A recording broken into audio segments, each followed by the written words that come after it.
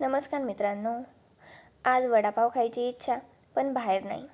Health plus कमी वेळ म्हणून केलं चटपटीत वडापाव घरच्या घरी. पावाची लादी घेतली, बेसनाचं पीठ घेतलं, त्यात तिखट, हळद, चाट मसाला, मीठ, ओवा आणि पाणी घालून मस्त मिक्स केलं. बेसनात सोडा मी घालत नाही, हेल्थ फर्स्ट. नंतर साईडला तेल मस्त तपायला ठेवलं. आता तुम्ही म्हणसान बेसनात जर सोडा घातला नाही तर ते बेटर फुलेल कसं? तर पीठ अँटी क्लॉकवाईज फेटायचं.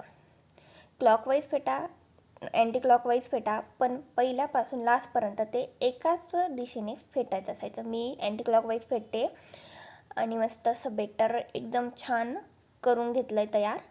आणि ते टेस्ट केलं मी तेलामध्ये, कारण तेल तपलं आहे का नाही ते बघण्यासाठी. तर तेलही आपलं मस्त असं तपून गेलेलं आहे, बघू शकता. त्यात नंतर मी असे मजेत छोटे छोटे भजे काढले, कुरकुरीत मस्त असे. आणि नंतर कुरकुरीत भज्यांमध्ये मस्त लसूण घालून सनी मिक्सरच्या भांड्यात टाकलं. त्यात मस्त तिखट आणि मीठही घातलं चवीनुसार.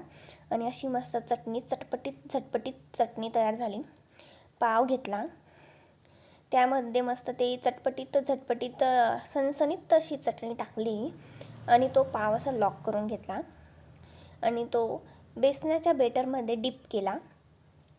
डिप केल्यानंतर तो तेलामध्ये मी असं गरम झालेलं तेल, पण गॅस हा स्लो फ्लेमवर ठेवायचा, आणि त्याच्यामध्ये असं टाकला.